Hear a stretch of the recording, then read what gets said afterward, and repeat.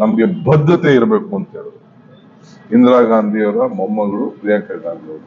ಅದಕ್ಕೆ ನಾನು ಸಿದ್ದರಾಮಯ್ಯನವರಿಬ್ರು ಸೈನ್ ಹಾಕಿದ್ರು, ಗ್ಯಾರಂಟಿ ಚೆಕ್ ಸೈನ್ ಹಾಕಿದ್ರು. ಸೈನ್ ಹಾಕಿ ಮನೆಗೂ ಕಾರ್ಡ್ ಕಳಿಸ್ತು. ಜನ ನಮ್ಮ ಮೇಲೆ ವಿಶ್ವಾಸ ಇಟ್ಟು ನಮ್ಗೆ ಓಟ್ ಕೊಟ್ರು. ನಿಮ್ಗೆ ಯಾಕೆ ಓಟ್ ಕೊಡ್ಬೇಕೀಗ?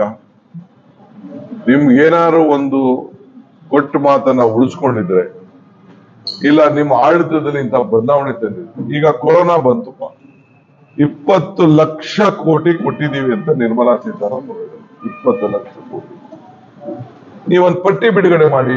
ಈಗ ನಿಮ್ಗೆ ಅಡ್ವರ್ಟೈಸ್ಮೆಂಟ್ ದುಡ್ಡಿದೆಯಲ್ಲ, ಎಲ್ಲ ದುಡ್ಡಿದೆಯಲ್ಲ, ಬೇಕಾದಷ್ಟು ದುಡ್ಡಿದೆಯಲ್ಲ, ನೀವೆಲ್ಲ ಒಂದು ಪಟ್ಟಿನ ಬಿಡುಗಡೆ ಮಾಡಿ. ನೀವು ಪಟ್ಟಿ ಬಿಡುಗಡೆ ಮಾಡಿ, ಯಾರ್ಯಾರಿಗೆ ಎಷ್ಟು ದುಡ್ಡು, ರೈತನಿಗೆ ಹೋಗಿದೆ, ಡ್ರೈವರ್ಗೆ ಎಷ್ಟು ಹೋಗಿದೆ, ಸ್ವೀಪರ್ಗೆ ಎಷ್ಟು ಹೋಗಿದೆ, ಬಟ್ಟೆ ಹೊಲಿಯೋನ್ಗೆ ಎಷ್ಟು ಹೋಗಿದೆ, ಬಟ್ಟೆ ಹೋಗಿದೆ, ಸವಿತಾ ಸಮಾಜದವನ್ಗೆ ಏನು ಹೋಗಿದೆ, ನೀವೊಂದು ಬಿಡುಗಡೆ ಮಾಡಿ.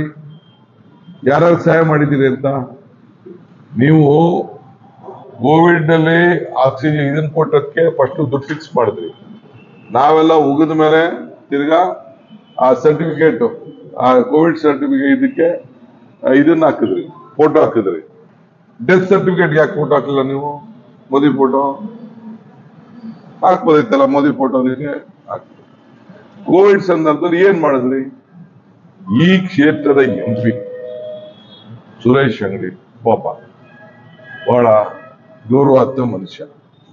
ಆತ ಸತ್ತಾಗ ಈ ಕ್ಷೇತ್ರದ ಜನತೆಗೆ ತಗೊಬಂದು ಸೆಂಟ್ರಲ್ ಮಿನಿಸ್ಟರ್ ಒಂದು ಏರ್ಕ್ರಾಫ್ಟ್, ಇದು ಗವರ್ಮೆಂಟ್ ಏರ್ಕ್ರಾಫ್ಟ್ ಅಲ್ಲಿ ತಂದು ಈ ಜನ ನೋಡ್ಕೊಳ್ಳಿ ಅಂತ ಹೇಳಿ ಅವ್ನ ಮಕಾರು ನೋಡ್ಕೊಳಕ್ಕೆ ನೀವು ಅವಕಾಶ ಕೊಡಕ್ ಆಗ್ಲಿಲ್ಲ ಅಂತಂದ್ಮೇಲೆ ನಿಮ್ದು ಯಾವ್ದು ಆಡಳಿತ ರೀ?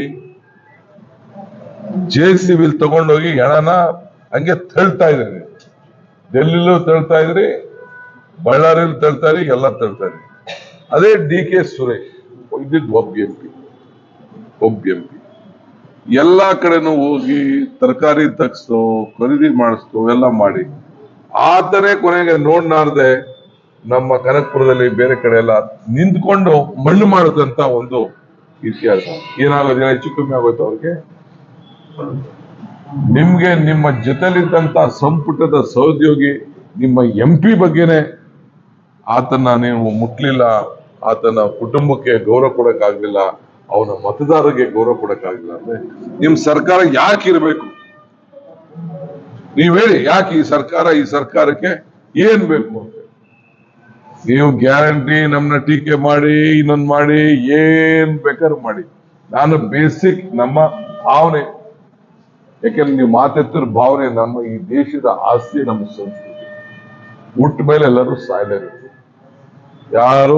ನಾವ್ಯಾರನ್ನು ಸಾಯದೆ ಇರ್ಲಿಕ್ಕೆ ಸಾಧ್ಯ ಇಲ್ಲ. ಸತ್ತಾಗ ಸರ್ಕಾರ ಒಬ್ಬ ಆರ್ಡಿನರಿ ಪಂಚಾಯತಿ ಮೆಂಬರ್, ಒಬ್ಬ central minister, if you are not able to bring his body and give to the people of the Belgaum, to his home town, to his place, to pay their last respect. Why there should be a government? ಯಾಕೆ BJP ಅವರು ಮಾತಾಡ್ಲಿಲ್ಲ? ಯಾಕೆ ಶೆಟ್ಟರ್ ಅವತ್ತು ಮಾತಾಡ್ಲಿಲ್ಲ? ಬೀಗರು ಯಾಕೆ ಬೇರೆಯವ್ರು ಮಾತಾಡಕ್ಕಾಗ್ಲಿಲ್ಲ? ನಿಮ್ಗೆ ಅಧಿಕಾರ ಮುಖ್ಯನೇ? ಏನಾಗಿತ್ತು ನಿಮ್ ಬಾಯಿಗೆ? ಬೇರೆ MP ಗಳಿಗೆ 26 ಜನ MP ಗಳು ಗೆಲ್ಸಿದ್ರಲ್ಲ, ಯಾಕೆ ಧ್ವನಿ ಹೇಳಕ್ ಆಗ್ಲಿಲ್ವಾ? ಏನ್ ಡಿಫೆನ್ಸ್ ಮಿನಿಸ್ಟರ್, ಈಗ ಪ್ರೈಮ್ ಮಿನಿಸ್ಟರ್ ಬರ್ತಾರೆ ಅಂತಂದ್ರೆ 25 ಫ್ಲೈಟ್ಗಳು ಬರ್ತವೆ, ಏನ್ ದೊಡ್ಡ ದೊಡ್ಡ ಹೆಲಿಕಾಪ್ಟರ್ಗಳು ಬರ್ತವೆ, ತಂದು ಪ್ಯಾಕ್ ಮಾಡ್ಬಿಟ್ಟು ಏನ್ ಅಂತದೇನಾಗೋಗಿತ್ತು? ಹಂಗಾರೆ ಎಲ್ಲ ಹೆಣ ಮಣ್ಣು ಮಾಡಿದವ್ರದೆಲ್ಲರೂ ಹೋಗ್ಬಿಟ್ರ? ಸೊ ದಿಸ್ ಇಸ್ ನಾಟ್ ಎನ್, ಇದು ವ್ಯಾಪಾರದಲ್ಲಾಗ್ಲಿ ಹಣದಲ್ಲಾಗ್ಲಿ ಅಳತೆ ಮಾಡಕ್ ಆಗುದಿಲ್ಲ. ಇದು ಮಾನವೀಯತೆ. ಈ ಮಾನವೀಯತೆನೇ ನಿಮ್ಗಿಲ್ಲ ಅಂತ ಅಂದ್ಮೇಲೆ ಇನ್ನೇನ್ ನಿಮ್ಗೆ ಓಟ್ ಕೇಳಲಿಕ್ಕೆ ಸಾಧ್ಯ? ಇಲ್ಲ ಬದುಕಿನ ಬಗ್ಗೆ ನೀವು ಕೇಳಲಿಲ್ಲ, ಇಲ್ಲ ಮಾನವೀಯತೆ ಕೇಳಲಿಲ್ಲ, ಬರೀ ದೇವಸ್ಥಾನ. ಯಾವ ದೇವಸ್ಥಾನ?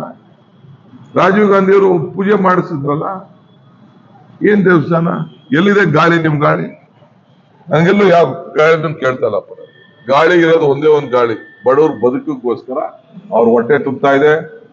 ಕೊಲ್ಲೂರು ಮೂಕಾಂಬಿಕೆಗೆ ಹೋಯ್ತಾವ್ರೆ, ಸೌದತ್ತಿಗೆ ಹೋಯ್ತಾ ಇದಾರೆ, ಎಲ್ಲ ಮಾವನ ಮನೆಗೆ ಹೋಯ್ತಾ ಇದಾರೆ, ಅತ್ತೆ ಮನೆಗೆ ಹೋಯ್ತಾ ಇದಾರೆ, ಅಪ್ತಿರ ಮನೆಗೆ ಹೋಯ್ತಾ ಇದಾರೆ, ಕೆಲ್ಸಕ್ಕೆ ಹೋಯ್ತಾ ಇದಾರೆ, ಧರ್ಮಸ್ಥಳಕ್ಕೆ ಹೋಯ್ತಾ ಇದಾರೆ. ಎಲ್ಲ ಅದಕ್ಕೂ ನಿಮ್ ಪಾರ್ಟಿ NDA ಪಾರ್ಟ್ನರ್ ಅವರು ಬಾಯಿ ಬಂದಾಗೆ ಮಾತಾಡ್ತಾ ಇದ್ದಾರೆ. ಈ ರೀತಿ ಇದೆ. ಸೊ ಅದಕ್ಕೆ ನಾನು ನಿನ್ನೆ ಏನು ಮ್ಯಾನಿಫೆಸ್ಟೋ ರಿಲೀಸ್ ಮಾಡಿದ್ದಾರೆ, ಆ ಮ್ಯಾನಿಫೆಸ್ಟೋ ಮೊದಲು ಇದ್ದಂತ ಭರವಸೆಗಳೇ ನೀವು ಈಡೇರಿಸಿಲ್ಲ ಅಂತ ಅಂದ್ಮೇಲೆ ಇದ್ ನಾನೇನೋ ಅಷ್ಟೋ ಮನೆ ಕಟ್ಟಿದ್, ಯಾವ ಮನೆ ಕಟ್ಟಿದ್ದೀರಪ್ಪ? ಆಯ್ತು, 5 ವರ್ಷ ಮನೆ ಕೊಟ್ಟಿದ್ದಲ್ಲ, ಟೈಮು 10 ವರ್ಷ ಆಯ್ತಲ್ಲ, ಅದ್ ಯಾರಿಗೆ ಕೇಂದ್ರ ಸರ್ಕಾರದಿಂದ ಬಂದ ಹಣದಲ್ಲಿ ಮನೆ ಕಟ್ಟಿದ್ದಾರೆ ಅಂತ ಈ MLA ಗಳು ಇಲ್ಲೇ ಕೂತವ್ರಪ್ಪ?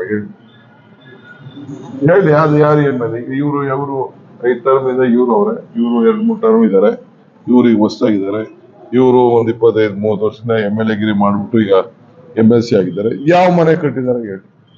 ಸೆಂಟ್ರಲ್ ಗೌರ್ಮೆಂಟ್ ನಮ್ಗೆ ಇಷ್ಟು ದುಡ್ಡು ಕೊಡ್ತು, ನಾವು MLA ಕಟ್ಟಿದೀವಿ ಅಂತ ಹೇಳಿ ನೋಡೋಣ.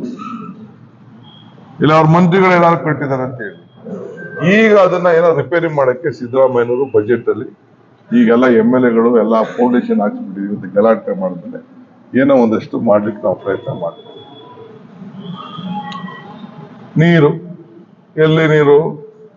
ನೀರಿಲ್ವಾ? ಈಗ ಕುಡಿಯೋ ನೀರು ಕೊಡ್ತಾ ಇಲ್ವಾ ನಾವು? ಎಲ್ಲಿ ಬೆಂಗಳೂರಲ್ಲಿ ನೀರ್ಗೆ ಏನಂತ ಎಲ್ಲ ಸಾರ್ಟ್ ಔಟ್ ಮಾಡಿದೀವಿ. 7,000 ಬೋರ್ವೆಲ್ ಡ್ರೈ ಆಗಿದೆ. ದೊಡ್ಡ ಭೀಕರ ಬರಗಾಲ ಇದೆ. ಬೆಂಗಳೂರಲ್ಲೇ ನೀರಿಲ್ಲ. ನೀವೇನ್ ಕಾಂಟ್ರಿಬ್ಯೂಟ್ ಮಾಡಿದಿರಿ? ನೀವೇನ್ ದುಡ್ಡು ಕೊಟ್ರಿ? ನೀವ್ಯಾಕೆ ದುಡ್ಡು ಕೊಡ್ಲಿಲ್ಲ? ನಿಮ್ಮ ಬಜೆಟ್ ಅಲ್ಲಿ ಇದ್ದ ದುಡ್ಡೇನೆ ಬಸವರಾಜ ಬೊಮ್ಮಾಯಿ ಬಜೆಟ್ ಅಲ್ಲಿ 5,300 ಕೋಟಿ ನಾನು ದುಡ್ಡು ಕೊಡ್ತೀನಿ ಅಂತ ಹೇಳಿ ಅದನ್ನ ಬಜೆಟ್ ಅಲ್ಲಿ ಇಟ್ಟು ನಿರ್ಮಲಾ ಸೀತಾರಾಮನ್ ಬಜೆಟ್ ಅಲ್ಲಿ ಅನೌನ್ಸ್ಮೆಂಟ್ ಮಾಡಿ ಎಲ್ಲ 540 ಜನ MP ಗಳು ಅದಕ್ಕೆ ಸೈನ್ ಹಾಕಿ ಒಪ್ಕೊಂಡದ್ದು ನೀವು ದುಡ್ಡು ಕೊಡ್ಲಿಲ್ಲ ಅಂತ ಅಂದ್ಮೇಲೆ ಇನ್ನೇನ್ರಿ ನೀವು ಮಾಡ್ತೀರಿ? ಈಗ ಮಾದಾಯಿ ವಿಚಾರದಲ್ಲಿ ಸೆಲೆಬ್ರೇಷನ್ ಮಾಡಿದ್ರೋ ಇಲ್ಲೋ? ಶೆಟ್ಟರು, ಜೋಶಿ, ಬೇರೆಯವರೆಲ್ಲ ಸೇರಿ ಕಾರಜೋಳು ಎಲ್ಲ ಅಲ್ಲಿ ಧಾರವಾಡದಲ್ಲಿ ಸೆಲೆಬ್ರೇಷನ್ ಮಾಡಿದ್ರೋ ಇಲ್ಲೋ? ಯಾಕಿನ್ನ ಪರ್ಮಿಷನ್ ಕೊಡಕ್ ಆಗಿಲ್ಲ ನಿಮ್ ಕೈಲಿ? ನಾನು ಟೆಂಡರ್ ಕರೆದಿದ್ದೀನಲ್ಲ, ಟೆಂಡರ್ ಫೈನಲೈಸ್ ಮಾಡಿದ್ದೀನಲ್ಲ, ನೀವು ಸೆಲೆಬ್ರೇಷನ್ ಮಾಡಿದ್ ಏನಾಯ್ತು? ಇಲ್ಲ ಯಾವ್ದಾದ್ರು ಕೋರ್ಟ್ ನಿಮ್ಗೆ ಅಡ್ಡ ಓದಿದ್ಯಾ? ಏದಕ್ಕೆ ಕೂಡ ಕೊಡಕ್ಕಾಗಿಲ್ಲ? ಏನು ನೀವು ಎನ್ವೈರನ್ಮೆಂಟ್ ಕ್ಲಿಯರೆನ್ಸ್ ಕೊಡ್ಬೇಕಷ್ಟೇ. ಈ ಭಾಗಕ್ಕೆ ಅನುಕೂಲ ಆಗ್ತಿರ್ತ ಅಧಿಕಾರ ಇದ್ದಾಗ. ಈಗ ಅಧಿಕಾರ ಹೋಗ್ತದೆ, ಅದ್ ನೆಕ್ಸ್ಟ್ ಪಾಯಿಂಟ್. ನಿಮ್ ಕೈಲಿ ಮಾಡಕ್ ಆಗಲ್ಲ ಅದನ್ನ. You can't do it. ನಿಮ್ಮೆಲ್ಲ ಸರ್ವೆಗಳು ಸರಿ ಇಲ್ಲ. ನಿಮ್ ಸರ್ವೆಲೇ ಹೇಳ್ತಾ ಇದೆ ನಾವು ಗೆಲ್ಲುವುದಿಲ್ಲ ಅಂತ, BJP ಅವ್ರು ಗೆಲ್ಲುವುದಿಲ್ಲ ಅಂತ. ಇನ್ನೇ ನಮ್ಗೆ ಹೇಳ್ತೀರ 3-4 ಬರ್ತಾರೆ ಅಂತ ಕೆಲವು ಪೇಪರ್ ಬರ್ಸಿದ್ರೆ ಇಲ್ಲಿ ಅವ್ರದ್ದೇನೋ ಬರೀತಾರಪ್ಪ.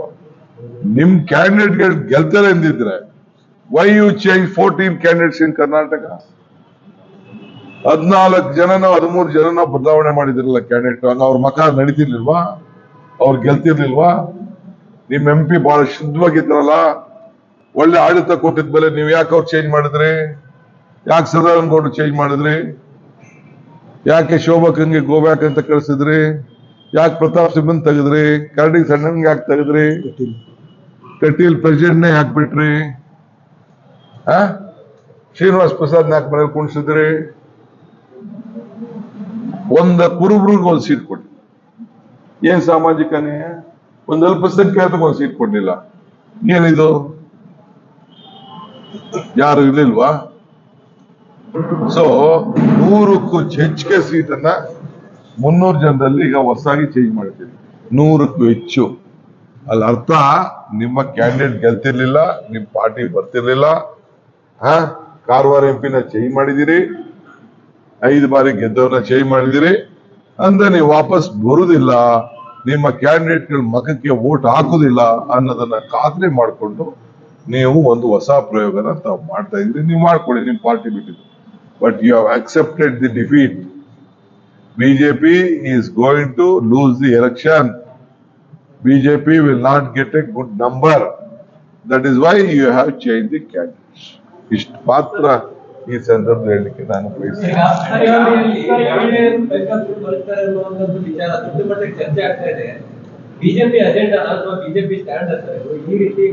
ಈಗ ಬೆಳಗಾವಿ ತೆಗೆದು ಮಾತಾಡ್ತೇನೆ.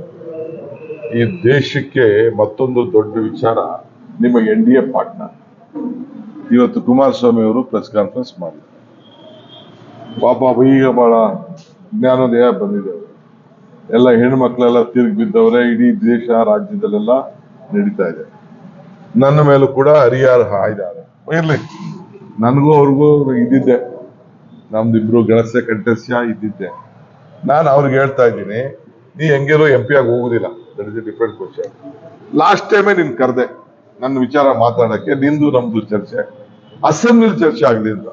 ನಾನೆಲ್ಲ ಪಬ್ಲಿಕ್ ಇಲ್ಲ, ಯಾವ್ದಾದ್ರು ಟಿವಿ ಕರೀರಿ, ಇಲ್ಲ ಅಸೆಂಬ್ಲಿಗೆ ಬನ್ನಿ ಅಂತ ಕರೆದೆ ನಾನು. ಯಾಕೆಂದ್ರೆ ದಾಖಲೆ ಆಗ್ಬೇಕಲ್ಲ, ನಾನೇನ್ ಮಾತಾಡ್ತೀನಿ, ಅವ್ರೇನ್ ಮಾತಾಡ್ತೀನಿ, ನನ್ನ ಆಸ್ತಿ ಬಗ್ಗೆ ಅವ್ರ ಆಸ್ತಿ ಬಗ್ಗೆ.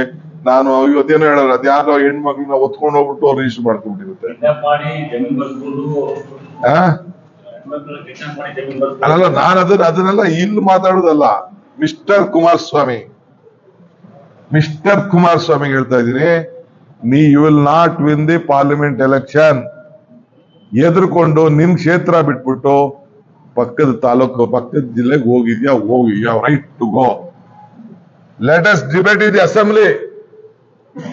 ಯಾಕೆಂದ್ರೆ ನಮ್ಮ ಜನರೇಷನ್ ನೋಡ್ಬೇಕು, ಮುಂದಿನ ಜನರೇಷನ್ ನೀನ್ ಎಂಥ ಸುಳ್ಳುಗಾರ, ಎಂಥ ಮೋಸಗಾರ ಅನ್ನೋದನ್ನ ಅಸೆಂಬ್ಲಿ ಮಾತಾಡೋಣ.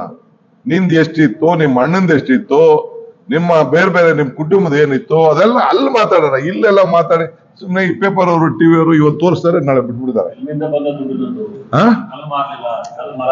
ನಾನ್ ಕಲ್ಲು ಮಾರದ್ನೋ, ಲೂಟಿ ಹೊಡದ್ನೋ, ಕಳ್ತನ ಮಾಡದ್ನೋ, ಅದೆಲ್ಲ ಅಲ್ಲಿ ತೀರ್ಮಾನ ಆಗ್ಲಿ.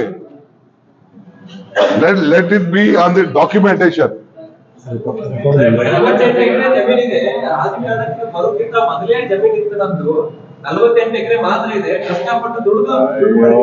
48 ಇದೆಯೋ, 400 ಇದೆಯೋ, ನನ್ನ ಹತ್ರ 1000 ಇದೆಯೋ, 1 ಎಕರೆ ಇದೆಯೋ, ನಾನು ಭಿಕ್ಷುಕನಿದ್ನೋ.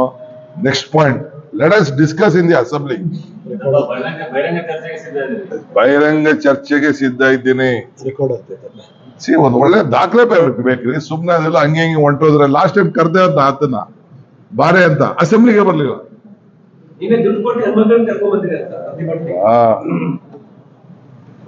ನೋಡ್ರಿ, ನಾನು ಝೂಮ್ ಮೀಟಿಂಗ್ ಕರೆದಿದ್ದು ನಿಜ. ಇದು ನಂದು ಗ್ಯಾರಂಟಿ. ಇದು ಮುಖ್ಯಮಂತ್ರಿ ಮತ್ತು ಸಿದ್ದರಾಮಯ್ಯನವರೇ ಇದಕ್ಕೆ ಉತ್ತರ ಕೊಡಬೇಕು ಅಂತ ಹೇಳಿದ್ದಾರೆ. Yes, I am bound to reply to him. ನಮ್ಮ ಹೆಣ್ಣು ಮಕ್ಕಳ ಗ್ಯಾರಂಟಿ. ಹೆಣ್ಣು ಕುಟುಂಬದ ಕಣ್ಣು. ಬೆಳಗ್ಗೆ ಎದ್ರೆ ಮಕ್ಕಳು ಜ್ಯೋತಿ ಆಗ್ತಾರೆ. ಅವ್ರ ಕುಟುಂಬ ಒಳ್ಳೇದಾಗ್ಲಿ ಅಂತ ಹೇಳಿ ನಾವು ಅವ್ರಿಗೆ ಶಕ್ತಿ ಯೋಜನೆ ಕೊಟ್ಟಿದ್ದೀವಿ. ಬಸ್ ಹೋಗಕ್ಕೆ, ಎಲ್ಲೆಲ್ಲ ಹೋಗಕ್ಕೆಲ್ಲ ಫ್ರೀ ಕೊಟ್ಟಿದ್ದೀವಿ. ಅವ್ರಿಗೆಲ್ಲ ಪದಾರ್ಥಗಳು ಜಾಸ್ತಿ ಆಗ್ತಾ ಇದೆ ಅಂತ ಹೇಳಿ ನಾವು ಅವ್ರಿಗೆ 2000 ರೂಪಾಯಿ ಕೊಟ್ಟಿದ್ದೀವಿ. ನೀನು ಹೆಣ್ಣು ಮಕ್ಕಳನ್ನ ದಾರಿ ತಪ್ತವ್ರೆ ಅಂತಂದ್ರೆ ಏನ್ರಿ ಅರ್ಥ? ಏನ್ ನಮ್ಮ ಹೆಣ್ಮಕ್ಳು ಏನ್ ದಡ್ರು ಅಂತ ತಿಳ್ಕೊಂಡಿದ್ದೀರಾ? ನಾನು ಸ್ವಲ್ಪ ಕೇಳಿ, ಒಂದ್ ನಿಮಿಷ ಇರಿ, ಯಾರನ್ನು ಕ್ವಶನ್ ಆಮೇಲೆ ಕೇಳಿ. ನಾನು ಐ ಆಮ್ ಗಿವಿಂಗ್ ಎ ಕಾಲ್ ಎಲ್ಲ ಮಹಿಳೆಯರಿಗೆ, ಕಾಂಗ್ರೆಸ್ ಅಂತ ಅಲ್ಲ, ಎಲ್ಲ ಮಹಿಳೆಯರಿಗೆ ಸ್ವಾಭಿಮಾನದ ಪ್ರಶ್ನೆ ಇದು. ನಿಮ್ಮ ಏನು ಬದುಕಿನಲ್ಲಿ ನಿಮ್ಮ ಬದಲಾವಣೆಗೆ ನಿಮ್ಗೆ ಶಕ್ತಿ ಕೊಡ್ಲಿಕ್ಕೆ ಕೊಟ್ಟಂತ ನಾವು ಕಾರ್ಯಕ್ರಮ. ಈ ಕಾರ್ಯಕ್ರಮದಿಂದ ನೀವು ದಾರಿ ತಪ್ಪಿದ್ದೀರಿ ಅನ್ನೋದನ್ನ ಕುಮಾರಸ್ವಾಮಿ ಅವರು ಹೇಳಿದ್ದಾರೆ. ಇದನ್ನ ನಾವು ಖಂಡಿಸಲೇಬೇಕು, ಜನರಿಗೆ ತಿಳಿಸ್ಲೇಬೇಕು, ನೀವು ಹೋರಾಟ ಮಾಡಲೇಬೇಕು. ಪ್ರತಿ ನಾನು ಯಾರಿಗೂ ಉತ್ತರ ಕೊಡಲ್ಲ. ನಾನು ಕದ್ದಿರೋದ ಪ್ರಶ್ನೆ, I will not reply to you. ನಿನ್ ಪೇಷನ್ಸ್ ಇದ್ದ ಇರು, ಇಲ್ಲ ಅಂದ್ರೆ ನಿನ್ ದಾರಿ ನೋಡು. ನಾನು ಕರೆದಿದ್ದೀನಿ, ಮಾತಾಡ್ತೀನಿ, I will give you time. ನಾನು ಪ್ರತಿಯೊಂದು ನಮ್ಮ ಎಲ್ಲಾ ಮಹಿಳಾ ಸಂಘಟನೆಗಳಿಗೆ ಪಕ್ಷ ಭೇದವನ್ನ ಮರೆತು, ನಮ್ಮ ತಾಯಂದಿರಿಗೆ, ನನ್ನ ಅಕ್ಕದಿರಿಗೆ ನಿಮ್ಮ ಗೌರವ, ನಿಮ್ಮ ಸ್ವಾಭಿಮಾನವನ್ನ ಉಳಿಸ್ಕೊಳ್ಬೇಕು. ಈ ರೀತಿ ಹಗುರವಾಗಿ ಹೆಣ್ಣು ಕುಲಕ್ಕೆ ಮಾತಾಡೋ ವಿರುದ್ಧ ಹೋರಾಟವನ್ನ ಮಾಡಲೇಬೇಕು, ಪ್ರತಿಭಟನೆಯನ್ನ ಮಾಡಲೇಬೇಕು, ಜ್ಞಾನವನ್ನು ಉಂಟು ಮಾಡಬೇಕು. ಆದ್ರಿಂದ ಒಂದು ಪಕ್ಷದ ಅಧ್ಯಕ್ಷನಾಗಿ ಸರ್ಕಾರದ ನಾನು ನಿಮ್ಮ ಮೇಲೆ ವಿಶ್ವಾಸವಿಟ್ಟು ಈ 5 ಗ್ಯಾರಂಟಿಗಳು ಕೊಟ್ಟು ನಿಮ್ಮ ಬದುಕನ್ನ ಶಕ್ತಿಶಾಲಿ ಮಾಡಬೇಕು, ಬದಲಾವಣೆ ಮಾಡಬೇಕು ಅಂತೇಳಿ ಈ ಗ್ಯಾರಂಟಿಯನ್ನು ತಂದಿದ್ದೇವೆ. ನೀವೆಲ್ಲ ಪ್ರತಿಯೊಂದು ತಾಲೂಕಿನಲ್ಲೂ ಕೂಡ ನಿಮ್ಮ ಹೋರಾಟವನ್ನ ನೀವು ಮಾಡಿ ಇದನ್ನ ಖಂಡಿಸ್ಬೇಕು. ಈ ಬಿಜೆಪಿ NDA ಅವರಿಗೆ ತಕ್ಕ ಪಾಠವನ್ನ ಕೊಡಬೇಕು, ತಿಳಿಸ್ಬೇಕು ಅಂತೇಳಿ ನಾನು ಇವತ್ತು ಕರೆಯನ್ನ ನಾನು ಕೊಡ್ತಾ ಇದ್ದೇನೆ.